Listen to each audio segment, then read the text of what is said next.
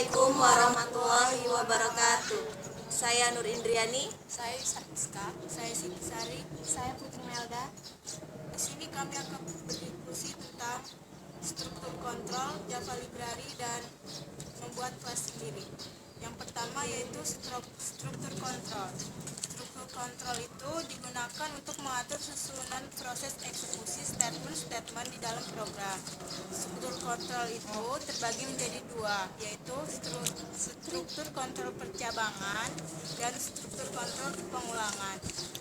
Lalu struktur kontrol percabangan itu terbagi atas 3 bagian, yaitu if else, dan switch. Dan yang selanjutnya struktur kontrol pengulangan juga terbagi menjadi 3, yaitu while, do while, dan for. Di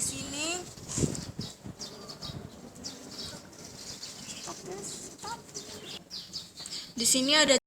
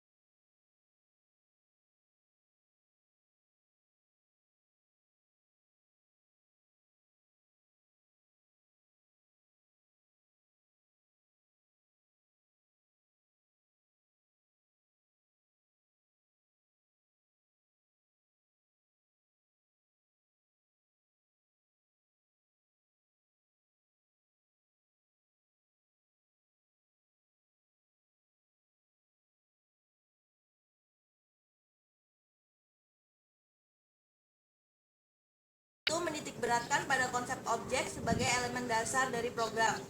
Di dalamnya ada properti yaitu sebagai data, behavior sebagai metode. Kelas sendiri yaitu diasumsikan sebagai template, sebuah prototipe dari objek. Sedangkan objek itu terdiri dari kumpulan data. Selanjutnya ada metode. Metode dalam penulisan program, Java manipulasi objek-objek dengan cara by reference. Akan tetapi, Java mengirimkan alamat objek ke dalam metode dengan cara by value. Jadi, kita tidak dapat menuliskan metode penukaran standar ke dalam objek. Metode itu sendiri bagian-bagian kode yang dapat dipanggil oleh program atau dari metode lainnya untuk menjalankan fungsi yang spesifik. Di dalam metode itu ada metode dari kelas string dibagi menjadi dua, yaitu public char A yaitu sebagai int index dan public boolean equals ignore case.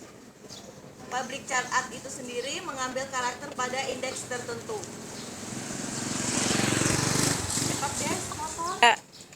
Public boolean equals ignore case itu yaitu membandingkan antar string tidak case sensitif. Contoh static method. Contoh static method itu kayak gini. Di sini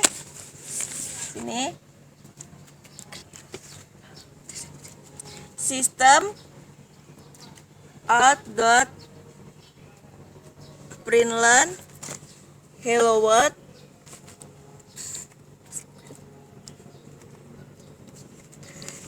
yang di sini i sama dengan integer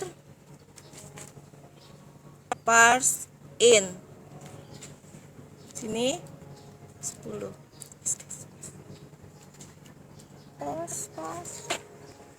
Oke. Selanjutnya ada casting.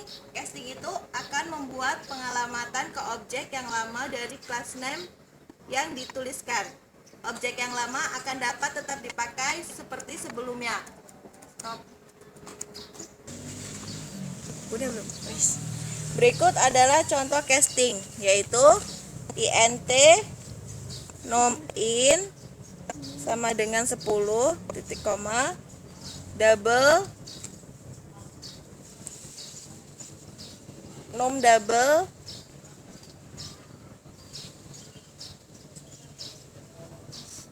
sama dengan num in titik koma.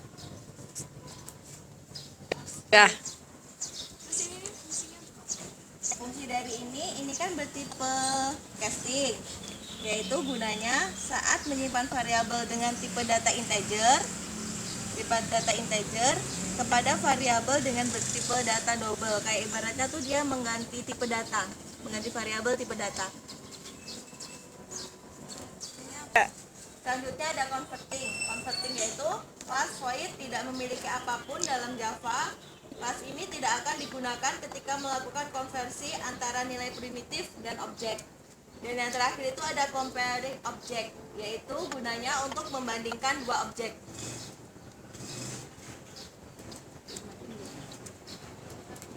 Selanjutnya, materi tentang membuat kelas sendiri yang akan dijelaskan oleh Yusar Fiska. Untuk membuat kelas sendiri itu, pertama kita harus mendefinisikan kelasnya kan. Format penulisannya itu pertama modifier, terus spasi kelas, spasi nama kelas itu. Terus modifier ini ada 4, terus bisa public, private, protect, kalau enggak default. Terus yang kedua kita harus mendeklarasikan atributnya. Jadi kita memasukkan variabel apa aja dalam suatu kelas itu, terus tipe datanya apa. Terus yang ketiga ada intent variable. Jadi intent variable ini kita gunain kalau kita pengen atribut-atributnya itu bersifat unik. Jadi contohnya misalnya di kelas itu biodata PBO gitu, terus di bawahnya bisa kita tulis privat untuk string nama gitu, seperti itu. Terus yang keempat ada static variable. Jadi static variable ini kita mendeklarasikan variabel yang cuma cuma dimiliki oleh kelas itu aja. Terus yang kelima ada deklarasi metode. Itu format penulisannya modifier, spasi, return type, spasi nama, terus parameter. Terus yang keenam ada assessor method. Ini digunakan untuk membaca nilai variabel pada kelas, baik itu yang intens maupun yang statik. Terus yang ketujuh ada mutator methods. Dia mengubah nilai dari suatu variabel dengan variabel yang baru. Selanjutnya akan disampaikan oleh Bu Jemel. Selanjutnya saya akan menjelaskan tentang metode overloading. Dalam penggunaan metode overloading, penggunaan metode dengan nama yang sama, parameter berbeda, dan mereturn value dengan return tipe yang berbeda. Terus dapat digunakan ketika operator yang sama memiliki implementasi yang berbeda. Selanjutnya, metode overloading memiliki properti nama yang sama, terus parameter atau argumen berbeda, terus return tipe dapat berbeda atau sama. Selanjutnya, deklarasi konstruktor. Konstruktor adalah metode di mana sebuah inisialisasi objek ditempatkan. Berikut ini properti dari konstruktor, yaitu konstruktor memiliki nama yang sama dengan kelas. Sebuah konstruktor mirip dengan metode pada umumnya, namun hanya informasi berikut yang dapat ditempatkan pada header sebuah konstruktor, scope atau identifikasi pengaksesan, misal publik, nama dari konstruktor dan parameter. Konstruktor tidak memiliki return value. Konstruktor tidak dapat dipanggil secara langsung, namun harus dipanggil dengan menggunakan operator dulu pada pembentukan sebuah kelas. Selanjutnya,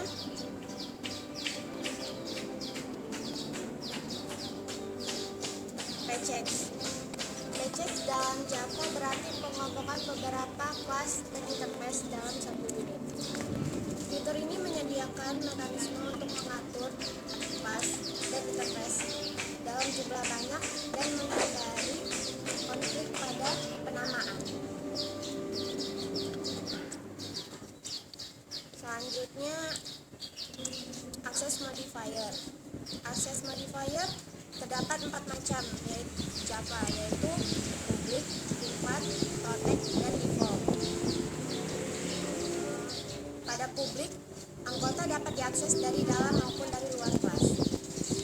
Selanjutnya, objek apapun yang berinteraksi dengan kelas memiliki akses ke anggota kelas yang bermodifier. Selanjutnya, private. Dalam anggota kelas hanya dapat diakses oleh kelas yang mereka definisikan di dalamnya. Selanjutnya, pada protect.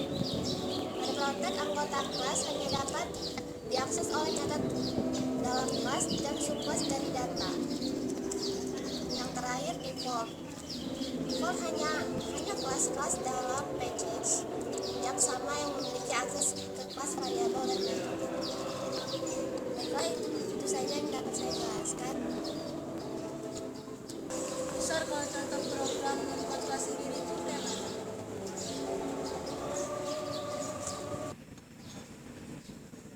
Jadi untuk contoh programnya adalah ini. Public class student yang ini itu adalah definisi dari kelasnya. Jadi kelas itu bertipe publik, terus nama kelasnya adalah student record. Terus untuk deklarasi atributnya string name, string address, int age itu dan lain-lain. Terus kalau untuk intent variabelnya itu adalah privat yang di depan variabel itu.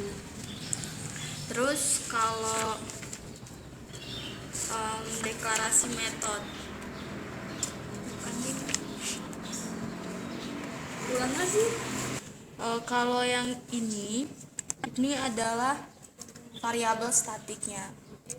Jadi penulisannya kayak gini, ada kata-kata statiknya, itu adalah ciri khasnya. Terus Public string get name itu adalah deklarasi dari metode. Terus yang return name itu adalah asesor metodenya.